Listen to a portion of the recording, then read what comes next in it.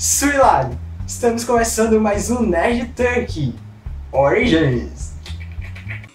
Já pra toca! Que legal! Dessa vez trazemos o nosso cabeça de teia, Nosso amigão da vizinhança. o nosso Friendzone, Friendzone? o Garanhão. Você já deve saber por causa do título. A gente não precisa ficar fazendo suspense, né, pra falar quem é. Mas é bom. Duvido vocês adivinharem quem é que a gente vai falar hoje. The Spider!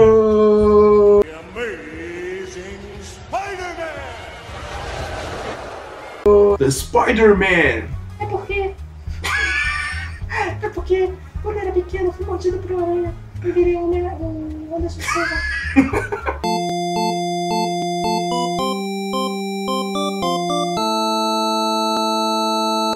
Em 1960. Em 1961, Stan Lee chegou em casa bem cansado. Bem bolado. Bem bolado. O que foi, Stanley? Tô bolado. Stan Lee chegou em casa aí com uma pergunta na cabeça. Na verdade, chegou em casa entediado. Ele perguntou por que ele estava tão entediado com o emprego dele. Nessa época, em 1961, Stan Lee já fazia uns 20 anos, mais ou menos, que ele escrevia e era editor da Marvel. Na época, Já chamava. Na verdade, naquela época toda, os quadrinhos eram movidos no teor do que acontecia. No começo dos anos 40 e no final dos anos 30, os quadrinhos eram mais voltados para guerras.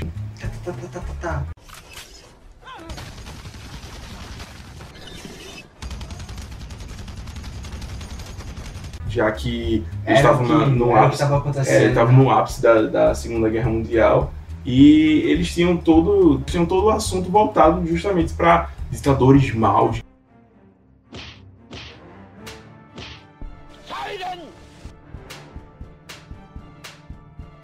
E o Batman da DC jogou bolinha de papel com o Superman no Rito. Após a guerra, depois que acabou todos os ditadores malvados para voltar, eles começaram a fazer os quadrinhos mais voltados para o Velho Oeste e também crimes. Foi daí que surgiu o Detective Comics, não foi? Foi.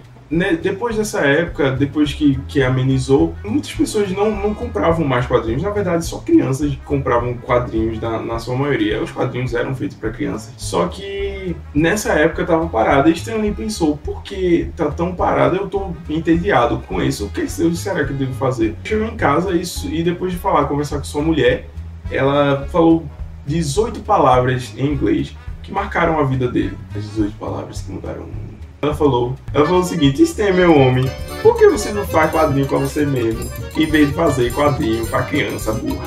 E ele parou pra pensar e disse, realmente, eu só tô fazendo quadrinhos tipo, tome esse seu rato e tal, essas coisas. Ele nem mal escrevia direito. Uma coisa muito superficial, né? Tá ali pra encher linguiça. Foi aí que ele parou pra pensar e disse, eu vou começar a escrever quadrinhos pra um público que eu sei que vai gostar. Só pra mim. Então ele pensou assim, eu vou criar um adolescente, eu quero criar um herói adolescente, e como eu vou fazer isso? Ele pensou, eu vou começar me baseando eu vou me basear em mim quando eu era mais jovem. Ele pensou, o que aconteceria se o pequeno Stan, tivesse poderes? Nada. Ele ia continuar sendo um pequeno Stan com poderes. Até porque poderes não faz você um vencedor. Não, isso foi você tem poderes. Qual a menina que ia querer um cara que escala paredes? E ele pensou, eu vou também dar uma realidade para o personagem, do tipo, e se quando o Homem-Aranha tivesse que salvar o dia na meia-noite, ele não pudesse sair porque simplesmente... Salvar o dia na meia-noite? E se Peter Parker tivesse que salvar a humanidade no meio da noite, mas só que teve que arrumar um jeito de sair sem que Tia May descobrisse, porque vinha uma nevasca. E se ele não quisesse? Mas eu não quero, poxa, eu não quero salvar o mundo, quero que todo mundo morra. Bad bye. Isso é bem interessante. E por que os heróis fazem o que eles querem? Eu vi uma explicação de que Homem-Aranha ele faz isso porque ele disse que se foi dado a ele poderes é para ele ajudar a humanidade. Por grandes poderes, vem grandes humanidades. E isso foi revolucionário. E assim, na Amazing Fantasy número 15, surgiu o Spider-Man com hífen. Ei, sai daí, moleque. Dengoso. Ai, minha perna tá formigando. Porque ele tinha medo naquela época do pessoal pensar que era uma aranha humana e não um Homem-Aranha. Homem-Aranha. Por isso o hífen, pra dar a pausa, pra ficar... Homem-Aranha. Tanto é que o editor disse, Stan, você é doido. Os editores não gostaram dessa ideia. Martin Goodman, que era o editor-chefe, bateu de frente com o Stan Lee e disse, olha, cara, tu... Bateu de frente, eu só tiro porrada e bomba.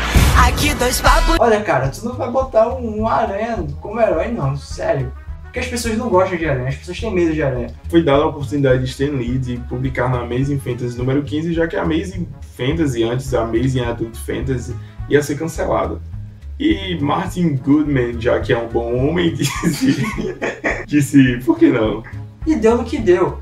As HQs que estavam em queda na época, estavam em baixa em relação a... Subiu com a história do Homem-Aranha, as pessoas adoraram o Homem-Aranha, as pessoas gostaram do Homem-Aranha. E fez com que as vendas subissem das HQs, e Martin Goodman viu que aquilo ia dar futuro e deixou lá, deixou rolando dinheiro. Deixa pra lá. Peter Parker teve muitas novinhas incluídas na sua vida, além do seu garanhão. Eu sou o Homem-Aranha e vou subir na sua telha. Mary Jane e Gwen Stacy foram uma dessas novinhas do Aranha. Já tem Homem-Aranha Azul ou Spider-Man Blue. A gente pode notar uma rixazinha que rola entre Mary Jane e Gwen Stacy, né? Elas ficam meio que... Ah, ele é meu, né? Deve ser o feromônio. O pior que é verdade, Jessica Drew, Mulher-Aranha, numa época ela tem feromônios que ela atrai as pessoas, os inimigos e... Amiguinhos também.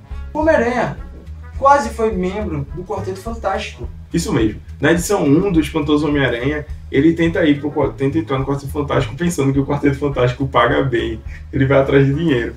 Na Amazing Fantasy também é revelado os poderes que ele tem. Ele tem o sentido aranha, que é uma coisa muito estranha, porque no começo do Espantoso Homem-Aranha, esse sentido aranha dele, ele... Na verdade, eu nunca entendi. Tem uma edição que ele tem que sair da casa, só que ele tem que esperar se tem alguém na rua, né? E ele usa o sentido aranha pra saber se tem alguém na rua. Tipo um scanner, tá ligado, mental. Não. Outro poder dele é a aderência, ele pode grudar em qualquer lugar.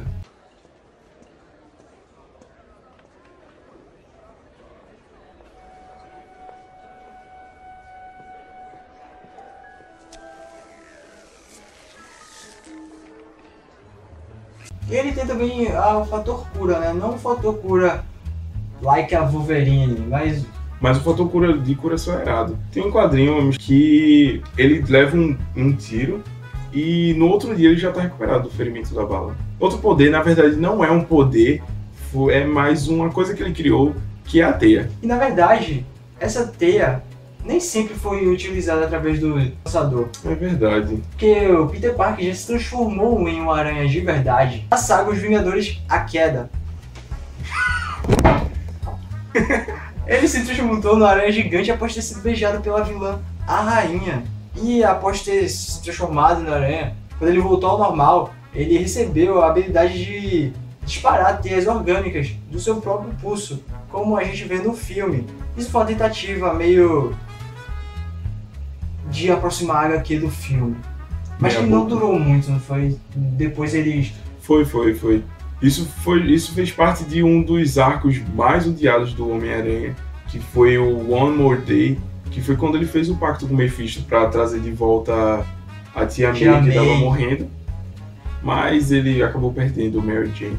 Mas com poderes vem grandes responsabilidades. E com grandes responsabilidades vem grandes amigos. E com grandes amigos vem grandes inimigos. E no caso do Homem-Aranha, nós podemos citar vários, mas nós não vamos citar vários. Nós vamos citar alguns. Alguns vilões que são os mais memoráveis, como o Duende Verde, Venom. Que Venom, velho! Tem também o Sexteto Sinistro, na verdade inclui alguns dos que a gente já falou. Rhino, a gente não falou Rhino, não. Eu falei Rhino. Fala assim, Rhino, foi Rhino. Eu falei chorando.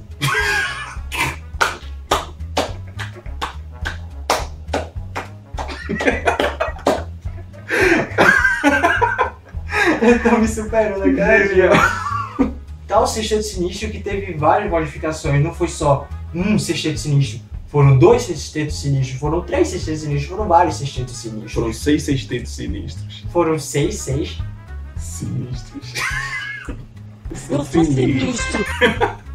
Shocker também, Electro, Mistério, Craven, Craven. que foi, por incrível que pareça, não sei se por incrível que pareça, foi um dos vilões que deu mais trabalho Com certeza. ao Cabeça de Teia. Craven é animal. Mas sozinho, o Peter nunca conseguiria derrotar eles. Tanto que Peter teve a ajuda de vários amigos. Flash Thompson, depois de virar o Venom por um tempo, ele foi lá e... push, virou Agente Venom. As namoradas também de Peter Parker, Gwen Stacy, Mary Joana. Tia May também. Tia May foi um suporte total a Peter Parker. Apesar de que quando ela descobriu que ele era o Homem-Aranha, ela ficou bem chocada. Tia May não é só a tia do ano, é a tia do mês. Maio.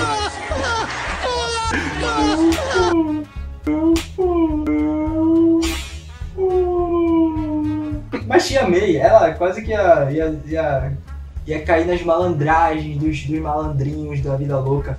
Quase que ia casando com o Dr. Octopus. Que, aliás, em Superior Homem-Aranha, o Dr. Octopus era o Homem-Aranha. Mas apesar de Superior Homem-Aranha ter sido uma das piores fases, ela também trouxe algumas coisas boas, como por exemplo as indústrias Parker. Realmente agora ninguém pode chamar Parker de pobre.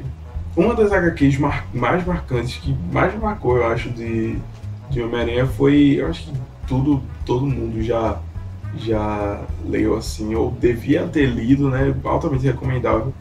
E também é um pouco clichê, é o garoto que colecionava o Homem-Aranha. Realmente é uma história de one shot, uma edição só, que mostra um menino que ele colecionava tudo sobre o Homem-Aranha.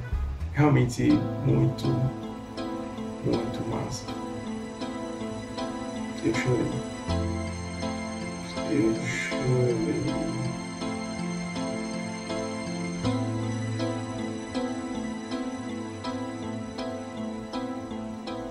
Os Poderes do Homem-Aranha é algo que todo fã de Homem-Aranha tem que ler. Com certeza. Se você quiser, uma das dicas que eu dou, bem recomendável que você leia a partir do primeiro Homem-Aranha.